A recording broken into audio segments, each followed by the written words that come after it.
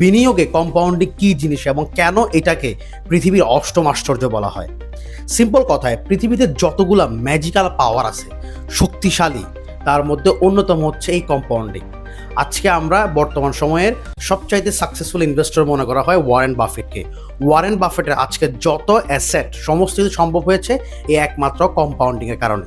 Compounding না থাকলে Warren Buffett যত স্কিল্ড হোক, ওনার আজকের যে অ্যাসেট, ওই অ্যাসেটের দ্বারে কাছেও ওনার অ্যাসেটটা থাকতো না। So what is compounding? Simple কথায়, ধরেন আপনি 1,00,000 টাকা কোথাও বিনিয়োগ করলেন 4 বছরের জন্য। এই টাকাটা আপনি 4 বছর পরে একসাথে উইথড্র করবেন এবং এই ইনভেস্টমেন্ট থেকে প্রতি বছর আপনার 20% করে ROI আসতেছে। ওকে, তাহলে 1 বছর পর আপনার 1,00,000 টাকা থেকে আসতেছে 20%, মানে 20,000 টাকা। দ্বিতীয় বছরে 1,00,000 টাকা থেকে আসতেছে 20%, 20,000 টাকা। এখন এখানে টুইস্টটা, আপনার যে মূল অ্যামাউন্ট আছে 1,00,000 টাকা, ওইটার জন্য তো আপনি 20,000 টাকা আসতেছেই দ্বিতীয় বছরে, এবং এই যে গত বছরে আপনার যে 20,000 টাকা প্রফিট আসছিল সেটার উপরও 20% আপনার রিটার্ন আসবে। তাহলে আপনার অ্যামাউন্টটা কত দাঁড়াচ্ছে? প্রথমত আপনার প্রায় মূল অ্যামাউন্ট থেকে 20,000 টাকা, এবং লাস্ট ইয়ারে প্রফিট 20,000 টাকা ছিল, সেখানের 20% আসছে কত? 4,000 টাকা। তাহলে দ্বিতীয় বছর আপনার আসতেছে 24,000 টাকা।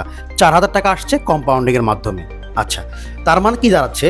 আপনি যেই অ্যামাউন্টে ইনভেস্ট করতেছেন সেই অ্যামাউন্টের উপর তো রিটার্ন আসবেই, এবং ওই যে রিটার্নটা আসবে সেই রিটার্নের উপর আবার রিটার্ন আসবে, এটাকে বলে কম্পাউন্ডিং।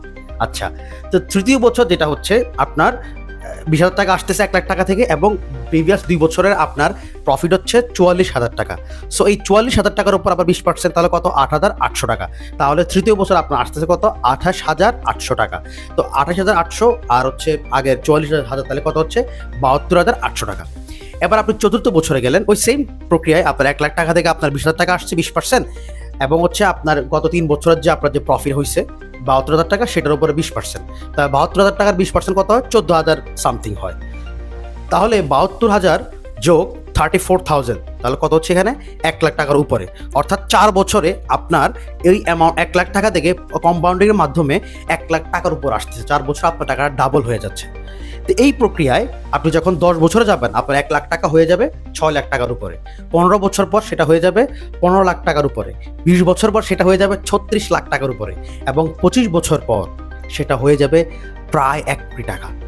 তো বুঝতেছেন যে কম্পাউন্ডিংয়ের পাওয়ারটা কোন জায়গায়? এটা যত সময় যাবে তত বেশি বাড়বে।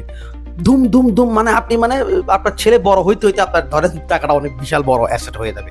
চিন্তা করেন, কেউ যদি মাত্র 10,00,000 টাকা ইনভেস্ট করে রেখে দেয় এরকম 25 বছরের জন্য, 25 বছর পরে গিয়ে তার অ্যামাউন্টটা 20% রিটার্ন যদি আসে অন অ্যান অ্যাভারেজ, তার রিটার্ন গিয়ে দাঁড়াবে 10 কোটি টাকার উপরে।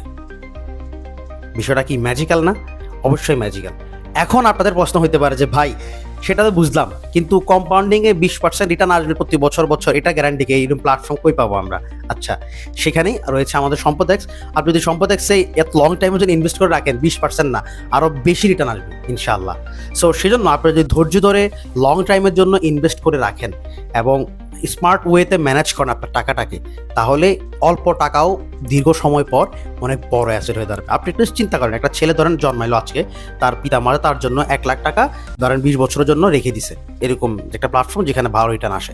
তো এই টাকা কম্পাউন্ডিং হইতে হইতে যদি ওই ছেলের বয়স যখন 20 বছর, তাহলে দেখা গেল 20 বছর পর তার বাবা মা তার জন্য অন্য কিছু রাখুক আর না রাখুক, তার জন্য 36,00,000 টাকা রেখে গেছে, এবং এই টাকাটা সে চাইলে এখন তার পড়াশোনায় হায়ার স্টাডিজ করতে পারবে, ব্যবসা করতে পারবে, তার লাইফে সে এই টাকাটা দিয়ে তার জন্য একটা অ্যাসেট, সেটা দিয়ে যে কোনো কিছু একটা করতে পারবে। So this is the power of compounding. সেজন্য আমাদেরকে ধৈর্য রাখতে হবে, ধৈর্য রেখে ভালোভাবে বিনিয়োগ করতে হবে, ইনশাল্লাহ ভালো কিছু হবে। ভালো থেকে সুস্থ থাকুন। আসসালামু আলাইকুম।